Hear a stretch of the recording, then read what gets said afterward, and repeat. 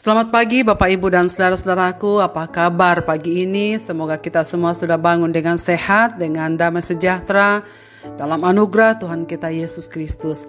Senang sekali kita berjumpa kembali pada pagi hari ini saudara sekalian. Bacaan kita pagi ini dari Kisah Rasul pasal 16 ayat 4 dan 5 demikian. Dalam perjalanan keliling dari kota ke kota, Paulus dan Silas menyampaikan keputusan-keputusan yang diambil para rasul dan para penatua di Yerusalem dengan pesan supaya jemaat-jemaat menurutinya. Demikianlah jemaat-jemaat diteguhkan dalam iman dan makin lama makin bertambah besar jumlahnya. Kuat karena bersama. Saudara sekalian, ketika seseorang hendak memulai aktivitas pelayanannya, baik sebagai anggota majelis, pengurus kategorial, panitia atau tim khusus di gereja, kebanyakan orang begitu menggebu-gebu dan bersemangat.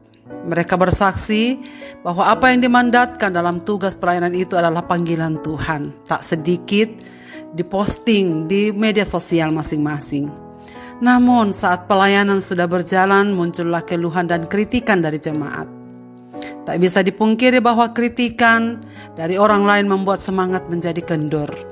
Banyak yang akhirnya mengundurkan diri karena mereka merasa tak sanggup melanjutkan tugas pelayanan. Saudara sekalian, ketika menghadapi pelayanan tidak seperti yang dikehendaki, dengan mudah diklaim bukan kehendak Tuhan untuk saya di sini. Paulus tak sedikit menghadapi kesulitan, kritikan, penolakan, bahkan ancaman nyawa. Namun Paulus tetap bersemangat meneruskan panggilan Injil Yesus Kristus karena ia sadar bahwa apa yang sungguh-sungguh telah diterima dari Kristus adalah panggilan hidupnya. Apakah yang membuat Paulus menjadi kuat? Dalam perikop ini kita tahu karena topangan dari banyak orang. Paulus memang selalu melibatkan orang lain dalam segenap pelayanannya. Sebab ia sadar melayani seorang diri tak akan mungkin dapat melanjutkan apa yang Tuhan percayakan. Tak seberapa kekuatan kita jikalau kita berjalan seorang diri. Karena itu ia butuh teman, butuh orang lain, butuh kebersamaan dengan orang lain. Inilah yang menjadikan Paulus kuat dalam pelayanan meskipun berat jalannya. Paulus sangat menyadari kebersamaan dengan orang lain sangatlah penting di dalam pelayanan. Semangat kebersamaan nampaknya sangat dijunjung tinggi oleh Paulus. Kebersamaan ini bukan berarti individu-individu yang berkumpul bersama dalam satu gedung gereja, menyanyi bersama, berdoa bersama, dan mendengarkan firman Tuhan bersama. Kebersamaan tidak sama dengan bersama-sama. Kebersamaan berarti mempunyai dan memiliki tujuan yang sama, berjalan ke arah tujuan yang sama, dan berkomitmen penuh untuk mencapai tujuan secara bersama-sama. Kepentingan pribadi tidak mempunyai tempat dalam semangat ini. Itulah sebabnya orang yang menyertainya dalam perjalanan selain Barnabas dan Silas. Kemarin kita sudah mendengar bagaimana Timotius, seorang yang muda, yang terkenal baik, yang tulus hati dan rajin bekerja, dilibatkan Paulus dalam pelayanan. Sebab Paulus sadar dalam melayani pekerjaan Tuhan dan juga dalam melakukan apapun dalam kehidupan keseharian kita perlu bekerja sama dengan orang lain yang mempunyai beban dan iman yang sama. Hal ini berarti segala sesuatu yang baik dalam hidup kita selalu dapat terjadi bila kita kerjakan dalam kebersamaan. Dalam memupuk kebersamaan diperlukan kerendahan hati, menganggap orang lain lebih utama, dan menjauhkan diri dari selalu ingin menang sendiri. Saudara, egois, sombong adalah musuh utama dari kebersamaan. Saudara-saudaraku, jadi jelaslah kesuksesan dalam pelayanan bukan semata-mata dihasilkan karena kemampuan sendiri, melainkan kita memiliki banyak talenta.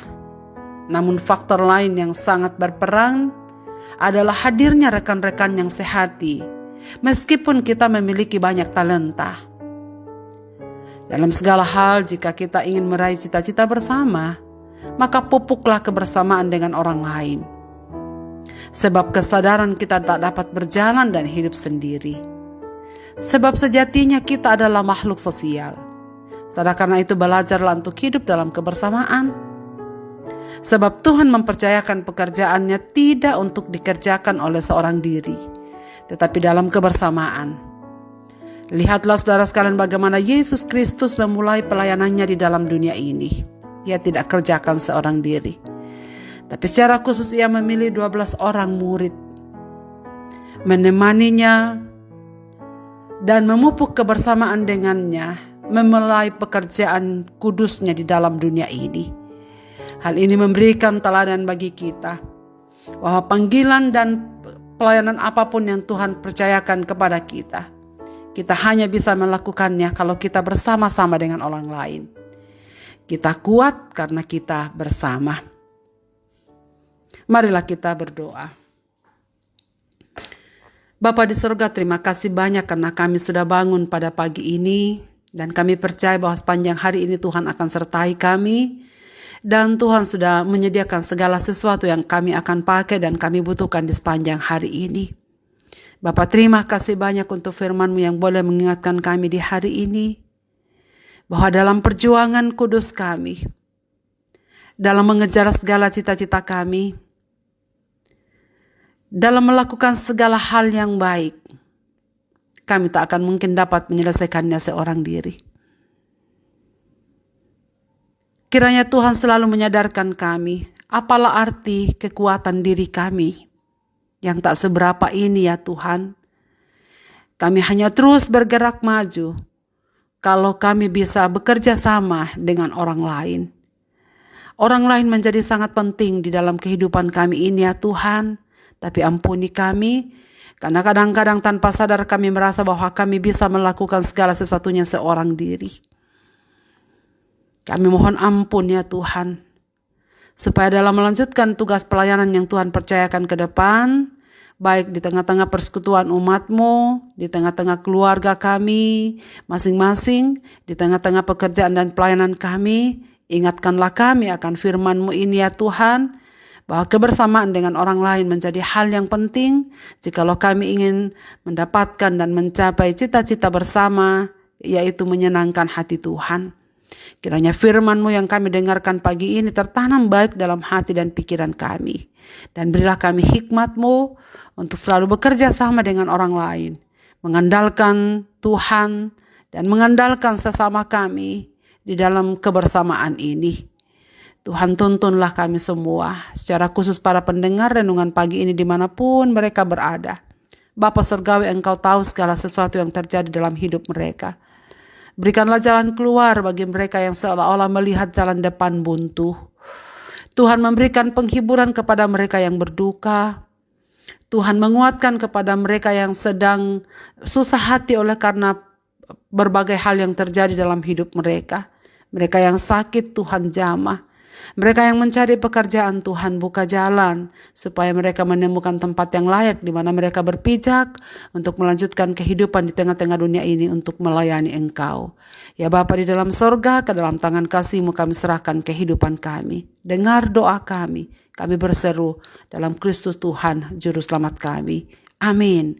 Selamat beraktivitas Bapak, Ibu dan saudara-saudaraku. Tuhan Yesus memberkati kita sekalian dengan firman ini. Amin.